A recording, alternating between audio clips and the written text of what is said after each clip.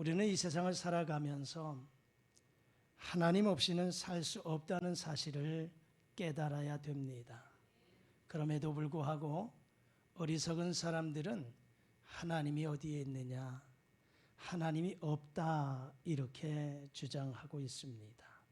성경에서도 그것을 우리에게 분명하게 말씀해 주고 있습니다. 시편 14편 1절에서 그렇게 말씀하고 있는데 자막과 함께 우리 다 같이 읽어보실까요? 자, 시작. 어리석은 자는 그의 마음에 이르기를 그들은 부패하고 그 행실이 가증하니 선을 행하는 자가 없도다. 아멘. 어리석은 자가 누구냐? 하나님이 없다고 주장하는 사람들을 향해서 우리 하나님은 어리석은 사람이다 그렇게 말씀하고 있습니다.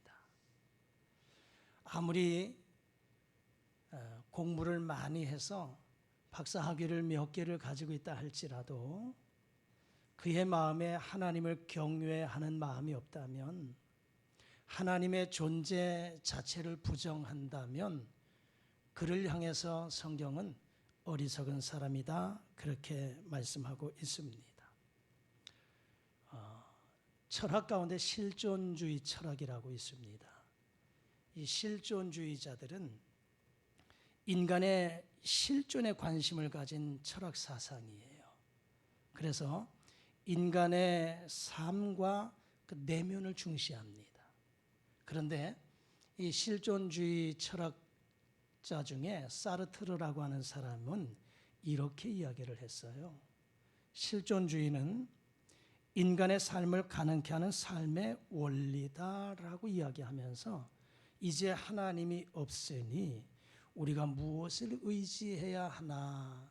우리는 없을 무를 의지하며 살아야 된다 이렇게 말을 했다는 거예요. 이제 하나님이 없으니, 하나님 부정하는 거예요. 하나님의 존재의 가치를 인정하지 않는 거예요. 하나님이 없으니 우리가 무엇을 의지하며 살까? 사르트르가 그렇게 이야기했다는 거죠. 다시 말하자면 하나님을 믿는 신앙은 이 세상에 필요 없다 그 얘기입니다. 즉, 이 세상에는 과학도 있고 예술도 있고 인간이 누릴 수 있는 그 모든 삶의 요건들이 다 갖추어져 있으니 하나님이 무엇이 필요하겠느냐 이런 내용의 말이다라고 하는 겁니다.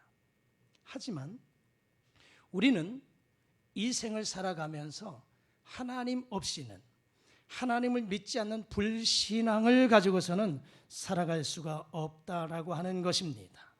아무리 내가 지금 좋은 환경 속에 산다 할지라도, 아무리 내가 지금 많은 것들을 누리며 살아간다 할지라도 그 가운데 하나님이 역사하지 아니하시면 성공적인 삶을 살아갈 수 없다는 것을 기억하시기를 바랍니다.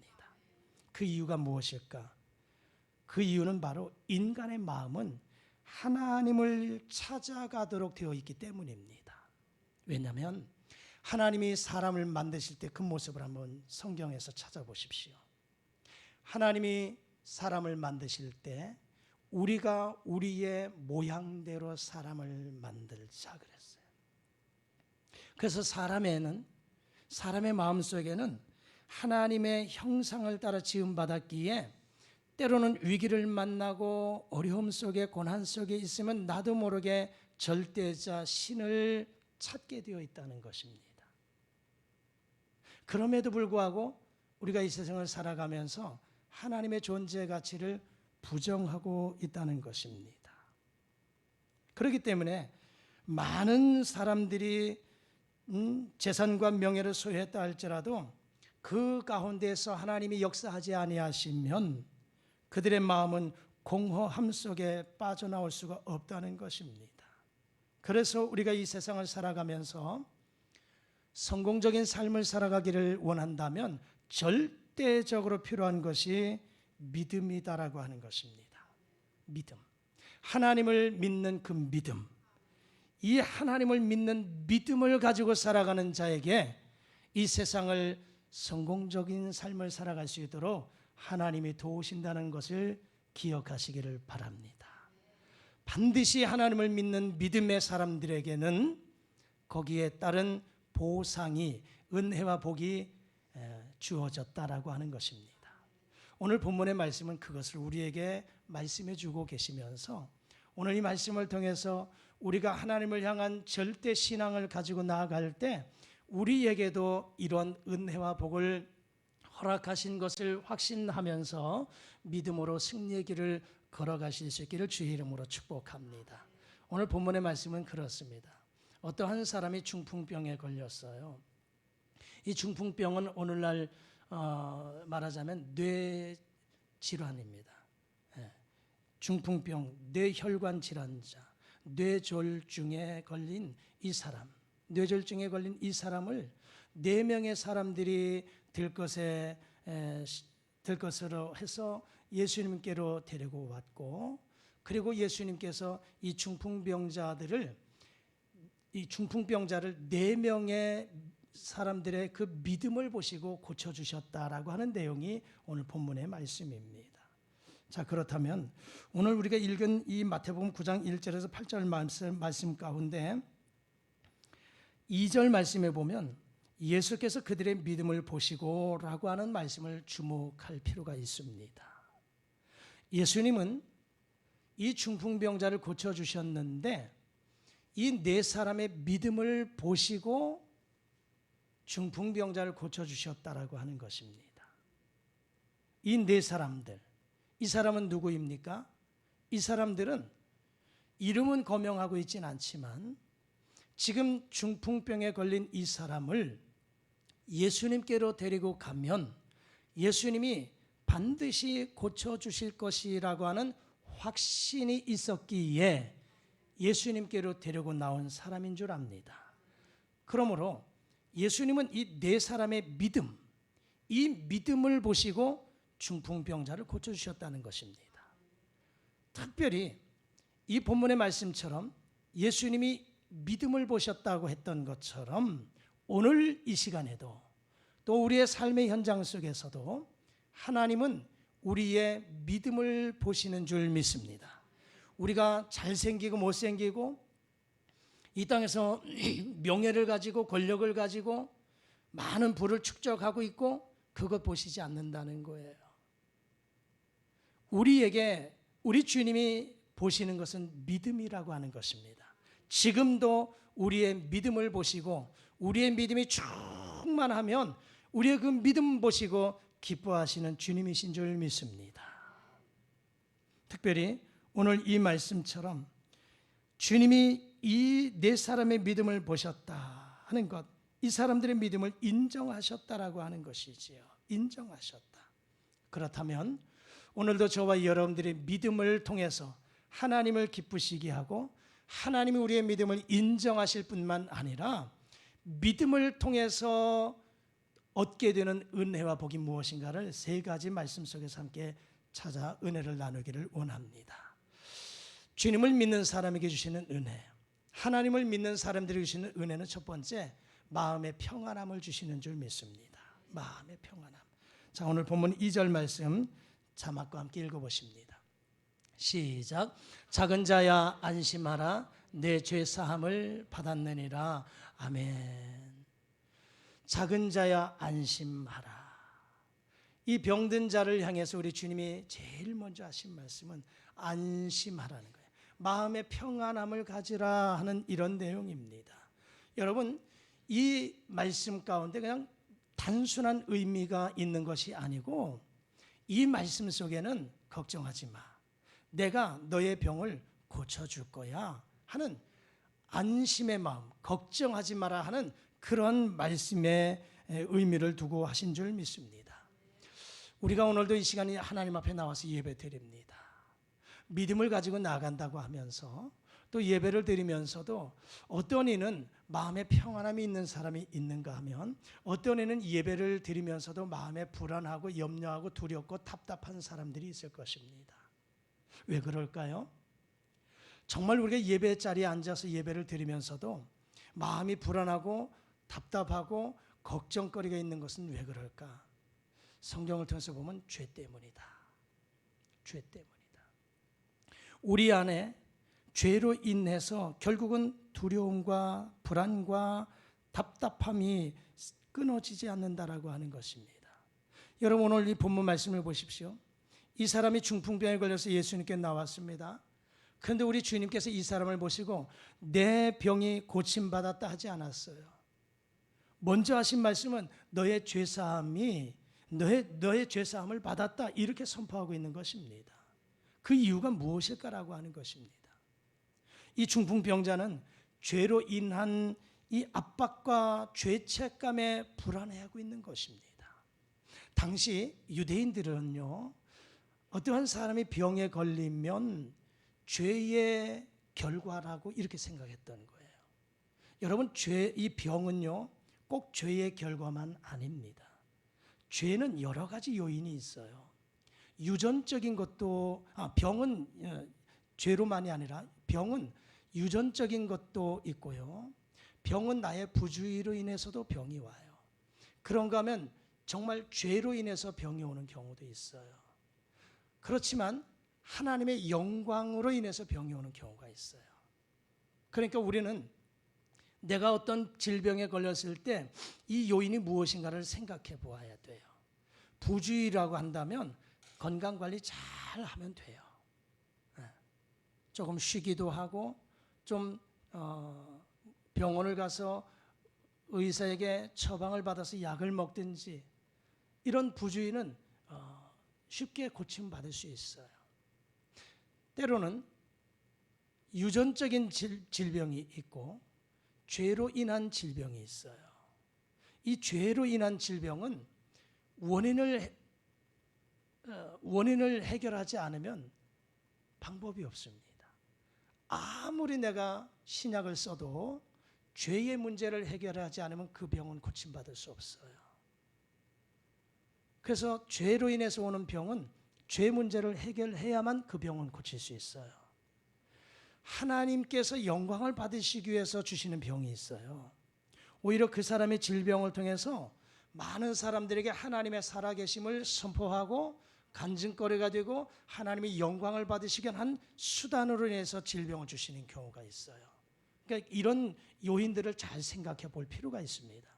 그런데 유대인들은 당시 모든 병이 죄의 결과로 오는 것으로 생각했어요. 그래서 요한복음 9장에서도 보면 날 때부터 시각장애인을 데리고 주님께로 왔어요. 그래서 이들이 예수님께 질문합니다. 선생이요, 이 사람이 지금 날 때부터 시각장애를 가지고 있는 것이 이 사람의 죄 때문입니까? 그 부모의 죄 때문입니까? 라고 물었던 것은 모든 질병이 죄로 인해서 온다고 생각했기 때문입니다. 그런데 오늘 이 중풍병자는 어떠한 요인인지는 모르겠지만 우리 주님이 소자야 너의 질병에서 고침받았다 하기 이전에 너의 죄사함을 받았느니라고 말씀하시는 것은 이미 이 사람이 이런 죄책감에 사로잡혀서 두려워하고 있었기 때문에 죄책감에 사로잡혀서 불안해하고 있었다라고 하는 겁니다. 또 죽음으로 인한 불안이 찾아왔어요. 중풍병에 걸려서 혹시 내가 죽지는 않을까? 여러분, 우리가 죽음이라고 하는 것은 누구에게든지 찾아오잖아요. 그런데 예기치 않은 어떤 질병, 더군다나 불치의 병을 앓고 있다고 한다면 그 질병 때문에 죽음이라고 하는 불안감이 그 누구보다도 어느 때보다 더 엄습해 오잖아요. 그러니까 지금 이 사람은 혹시 내가 이것으로 인해서 죽지는 않을까 하는 죽음에 대한 불안감, 또 더불어서 신앙적인 불안감도 있는 거예요. 왜냐하면 지금 나를 예수님께로 데리고 왔는데 내가 이 시간에 주님을 만나지 못한다면 아무런 소용이 없지 않겠느냐. 그래서 주님을 만나야 되겠는데 이런 장애물 때문에 만나지 못한다면 어떻게 하나라고 하는 신앙적인 불안감이 있었다는 거예요. 그러니까 이 지금 중풍병자는 죄로 인한 불안, 죽음으로 인한 불안, 신앙적인 불안을 가지고 있습니다. 그런데 이러한 중풍병자의 마음을 우리 주님이 아셨어요. 그래서 제일 먼저 하신 말씀이 작은 자야 안심해라. 마음의 평안함을 주신 겁니다. 두려움과 불안 속에 있는 이 사람을 진정시킨 거예요. 마음의 평안함을 주셨다는 겁니다. 오늘 이 시대를 살아가는 많은 사람들 염려와 걱정, 근심이 끊이지 않습니다. 지금 이 시간 예배 드리면서도 한편으로는 하나님을 예배하면서도 한편으로는 여러 가지 염려와 걱정 보따리를 끌어안고 이 시간에 앉아있는 이도 있을 것입니다. 끊임이 없어요. 죄 때문에, 불신앙 때문에, 죽음 때문에, 현실적인 불안 때문에 평안을 누리지 못하며 살아가는 것이 우리 인생이다라고 하는 것입니다. 그래서 중요한 것은 이 불안은 해소하고 가야 되잖아요. 어떻게 해서든지 염려와 걱정과 불안, 근심은 다 해소하고 가야 되지 않겠습니까? 그렇다면 어떻게 해야 우리가 마음의 평안을 얻을 수 있을까라고 하는 것입니다. 그것은 다른 이유로, 다른 것들로 채워질 수 없고 오직 예수 그리스도로 말미암아 우리에게 마음의 평안함이 있는 줄 믿습니다. 예수님은 요한복음 14장 27절에서 이렇게 우리에게 선포하십니다. 자막과 함께 읽겠습니다. 시작. 평안을 너희에게 끼치노니 곧 나의 평안을 너희에게 주노라. 내가 너희에게 주는 것은 세상이 주는 것과 같이 아니하니라. 너희는 마음에 근심하지도 말고 두려워하지도 말라. 아멘. 그렇습니다. 하나님을 믿는 사람에게 우리 예수님께서 평안함을 주시는 줄 믿습니다. 마음의 평안함, 평안을 너희에게 주노니 곧 나의 평안을 너희에게 주노라. 내가 주는 평안은 세상이 주는 것 같지 않다는 겁니다.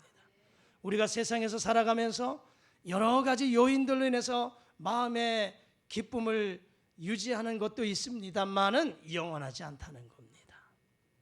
세상이 주는 것은 영원하지 않지. 하지만 내가 주는 것은 영원하다.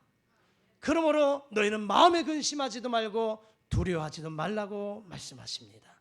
오늘 두려움 속에 있는 이 중풍병자를 향해서 소자야 안심하라 했던 것처럼 오늘 예수님을 믿는 사람들에게 주시는 첫 번째 은혜는 마음의 평안임을 깨닫고 오늘 여러분의 마음속에 주님은 그리스도시요 살아계신 하나님의 아들이시고 하나님은 온 우주 만물의 창조자이시고 내 인생의 주인 되심을 확실하게 믿으면 우리의 마음에 평안함을 주시는 줄 믿습니다. 평안의 은혜가 있기를 주의 이름으로 소망합니다. 두 번째 믿는 사람에게 주시는 은혜는 죄사함의 은혜입니다. 죄사함입니다. 2절 말씀 우리 다 같이 다시 한번 읽어보십니다. 시작. 작은 자야 안심하라 내 죄사함을 받았느니라. 아멘. 자, 이 말씀에 보면 우리 예수님의 이 선포하신 말씀을 한번 보십시오. 이 말씀 속에 보면 우리 예수님이 자 이제부터 내가 너의 죄를 사하겠다 이런 말씀이 아니라 이미 너의 죄사함을 받았다라고 선포하십니다. 작은 자야 내 죄사함을 받았느니라. 이건 끝났어요. 죄의 문제가 끝났다라고 하는 것입니다. 여러분, 죄의 의미가 무엇일까요? 우리는 일반적으로 생각할 때 죄하면 살인, 강도, 사기, 간음 이러한 것들 이런 것들 죄라고 여깁니다. 맞아요. 죄입니다. 그러나 성경은요. 성경에서는 죄라고 하는 것을 무엇으로 말씀하시느냐?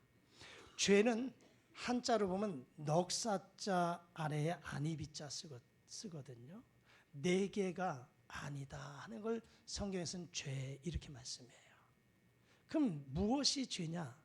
성경이 말씀하고 있는 죄가 네 가지가 뭐냐? 불신, 불의, 불순종, 불법. 이게 네 가지가 아니다라고 하는 거예요. 불신, 하나님 믿지 않는 것 죄. 불의, 의를 행하지 않는 것. 불순종, 순종하지 않는 것. 불법, 법을 지키지 않는 것. 이 법은 하나님의 말씀이에요. 그러니까 세상의 사람들이 생각하는 가치하고 달라요. 사람을 죽여야만 죄고 또 강도짓을 벌여야만 죄고 그것도 죄예요. 하지만 성경 자체는 하나님을 믿지 않는 것 그 자체도 죄라는 거예요.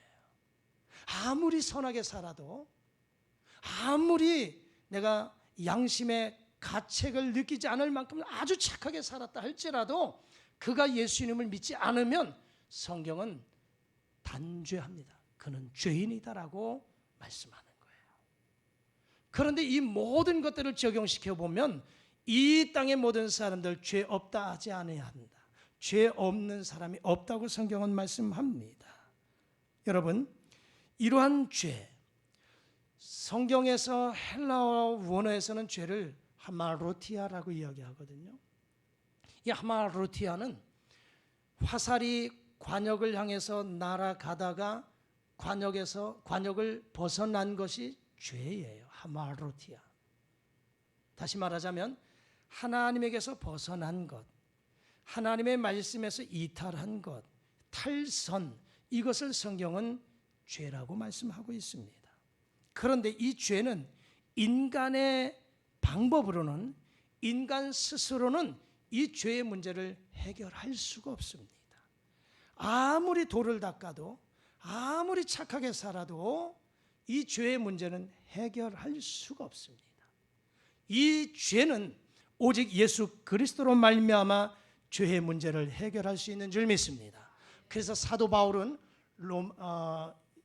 고린도전서 1장 18절에서 이렇게 우리에게 선포하고 있습니다. 자막과 함께 읽어보십니다. 시작. 십자가의 도가 멸망하는 자들에게는 미련한 것이요 구원을 받는 우리에게는 하나님의 능력이라. 아멘. 십자가의 도, 예수 그리스도의 십자가 보혈을 이야기하는 거예요. 예수 그리스도의 십자가 보혈을 의지하지 않고서는 죄 문제 해결할 수 없다는 거예요. 그래서 히브리서 9장 22절에서도 이렇게 말씀합니다. 다 같이 읽겠습니다. 시작. 율법을 따라 거의 모든 물건이 피로서 정결하게 되나니 피 흘림이 없은즉 사함이 없느니라. 아멘. 피 흘림이 예수님의 보혈을 이야기해요. 사함, 죄 사함을 얘기합니다. 즉 우리의 모든 죄의 문제는 예수님의 보혈의 피로 말미암아 죄 사함을 받을 수 있다는 겁니다. 예수님이 십자가에 못 박혀 돌아가실 때에 온 인류의 죄를 대속하셔서 십자가에 못 박혀 돌아가신 줄 믿습니다. 그래서 그 예수님을 믿기만 하면, 보혈의 피를 믿기만 하면 어떠한 죄를 할지라도 용서받은 줄 믿습니다. 구약시대에는 하나님 앞에 제사할 때 제사에는 반드시 제물이 필요했습니다. 그래서 양이나 염소, 비둘기 이런 짐승을 잡아서 피를 흘려 단 사면에 뿌리고 내가 대신 죽어야 되지만 네가 죽어야 내 죄가 용서받는다 하는 그 의식을 행하였어요. 하지만 지금은 그런 의미가 필요 없습니다. 우리는 모두가 어느 곳에서든지 보혈의 예수님을 믿기만 하면 내가 짐승을 잡아 피를 흘려서 나를 대신해서 죄를 대속하는 짐승이 필요 없어요. 오직 예수 그리스도를 믿기만 하면 죄사함을 받은 줄 믿습니다. 오늘 그 이야기를 하고 있는 거예요. 예수님께서 중풍병에 걸린 이 사람을 향하여 작은 자야 안심하라 내 죄사함을 받았느니라 말씀하고 있습니다. 주님 앞으로 나오는 자에게는, 예수님을 믿는 사람에게는 어떠한 죄라도 사함받는 은혜가 있음을 믿습니다. 그러므로 여러분의 죄가 어떠한 죄라 할지라도 예수님을 확실히 믿는다면 다 용서받은 줄 믿고 확신 가운데 살아가실 수 있기를 주의 이름으로 축복합니다. 세 번째는 예수님을 믿으면 어떠한 은혜를 주시느냐? 기적을 체험하는 은혜를 주십니다. 기적을 체험합니다. 여러분, 기적은 오늘도 우리에게 나타나는 줄 믿습니다. 이 기적은 오늘도 여러분 모두에게, 오늘도 나에게 기적은 일어나고 있는 줄 믿으시기를 바랍니다. 여러분, 우리가 예수님을 믿을 때에 하나님께서 우리에게 이런 놀라운 은혜를 주시는데 기적을 허락하신다는 겁니다. 그런데 여러분, 우리가 하나님을 어떻게 믿어야 되느냐라고 하는 겁니다. 어떤 사람은 하나님을 믿되, 예수님을 믿되 머리로 믿는, 지식으로 믿는 사람들이 있어요. 여러분, 지식으로는 깨달아 아는 것이지만 거기서 끝나면 안 돼요. 예수님이 누구인지, 하나님이 어떠한 분이신지, 이건 우리는 성경을 통해서 공부하면, 배우면 그냥 지식으로 터득할 수 있는 부분이에요. 그러나 우리가 예수님을 믿는 것을 지식으로, 머리로 믿으면 안 돼요. 논리적인 신앙, 머리로 믿는 신앙은 죽은 신앙이다. 혹은 잠자는 신앙이다, 이렇게 말할 수 있습니다. 그러면 참된 믿음은 어떤 믿음이냐라고 하는 거예요. 머리로 알고 가슴으로 믿고 생활로 체험하는 이것이 참된 믿음인 줄 믿습니다. 1차적인 건 머리로 알아야 돼요. 머리로 알아야 돼요. 그 다음에 2차적인 것은 가슴으로 내가 믿어야 돼요. 가슴으로 믿어야 돼요. 베드로가 주님은 그리스도가 되십니다, 살아계신 하나님의 아들이십니다라고 고백한 것, 이건 우리가 지식으로 알 수 있어요. 얼마든지 배워서 예수님을 이렇게 고백할 수 있어요. 하지만 내가 가슴으로 믿는 이 단계가 들어가야 돼요. 그래서 가슴으로 믿고 체험해야 돼요. 삶 속에서 체험해야 돼요. 그래서 그 누가 뭐라고 해도 예수님은 정말 그리스도가 되시고 살아계신 하나님의 아들이 되시고 하나님은 온 우주 만물을 창조하셨고 그 가운데 나를 만드셨다, 하나님은 나의 아버지가 되신다, 이걸 삶 속에서 경험해야 돼요. 이것이 참된 믿음입니다. 이 믿음이 있는 사람은 삶의 활력을 얻게 되는 거예요. 이 믿음을 가지고 있는 사람은 어떠한 환경이 와도 어떠한 고난이 와도 이겨나갈 수가 있어요. 흔들리지 않아요. 아니요, 흔들린다 할지라도 넘어지지 않습니다. 다시 일어설 수 있어요. 그런데 예수님을 지식으로 알게 되면 이 지식은 오래가지 못해요. 오래가지 못해요. 어려움이 오면, 고난이 오면 의심이 생겨요. 낙심 속에 정말 그런가? 결국은 확신이 서지 않으면 떠나요. 하지만 지식으로 알고 가슴으로 믿고 삶 속에서 체험하는 신앙은 언제 어떤 상황이 와도 주님 버리지 않습니다. 버릴 수가 없죠. 왜요? 내가 체험했는데요. 삶 속에서 경험했는데요. 이것이 진정한 믿음이다라고 하는 겁니다. 그런데 믿는 자에게 어떤 은혜를 주시냐? 기적을 주시는 거예요. 오늘 성경 본문 6절 7절 말씀 우리 한번 다 같이 자막 읽겠습니다. 시작. 중풍병자에게 말씀하시되 일어나 내 침상을 가지고 집으로 가라 하시니 그가 일어나 집으로 돌아가거늘. 아멘. 예수님께서는 오늘 이 말씀 중풍병자에게 자리에서 일어나 침상을 가지고 집으로 돌아가라 할 때에 기적을 체험했어요. 질병에서 고침받고 죄사함 받고 하나님의 주님의 놀라운 은혜를 경험한 사람이 되었다라고 하는 것입니다. 여러분, 믿음이 크면 기적도 큰 줄 믿습니다. 여러분의 믿음이 크면 나타나는 기적도 크게 나타나는 줄 믿습니다. 복음서를 보면 우리 주님이 이적을 행하실 때 반드시 먼저 물으신 것이 있어요. 믿음을 물으셨어요. 병자들이 주님께 왔어요. 주님께 왔을 때 주님 고쳐주세요를 할 때 알았다, 내가 고쳐줄게 먼저 말씀하지 않으셨어요. 그들을 향해서 우리 주님 네가 믿느냐라고 물으셨어요. 이 말은 내가 너의 병을 고쳐줄 것을 믿느냐라고 먼저 물으셨어요. 그러면 그들의 입에서 네 주님 제가 믿습니다라고 하는 이 믿음, 주님은 내 병을 고쳐주실 수 있음을 내가 확신합니다, 이 고백을 받으신 다음에 그래 내 믿음이 너를 낫게 했다, 이렇게 선포하셨어요. 물론 우리 주님은 묻지 아니하시고 그냥 바로 고쳐주신 경우도 있지만 대부분의 사역이 내가 이것을 고쳐줄 것을 내가 믿느냐, 그에게 믿음을 확인하셨어요.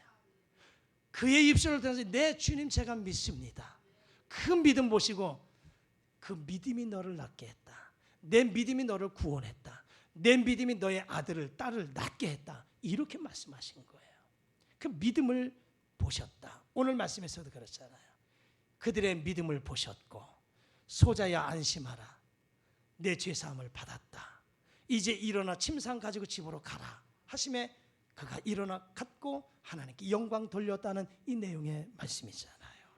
여러분, 기적의 체험은 우리의 신앙에 대단한 활력을 주기도 하고요, 확신을 갖게 하는 원동력을 갖게 하는 것인 줄 믿습니다. 여러분, 말씀 정리합니다.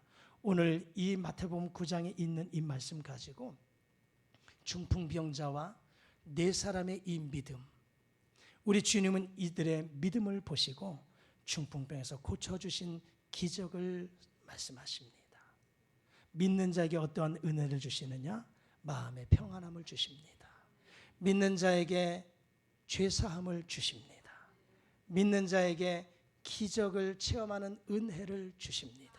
오늘 여러분 모두가 삶이 어렵고 힘들어도, 우리를 불안하게 하는 요소들이 많다 할지라도 하나님을 향한 예수님을 믿는 믿음 절대 포기하지 마십시오.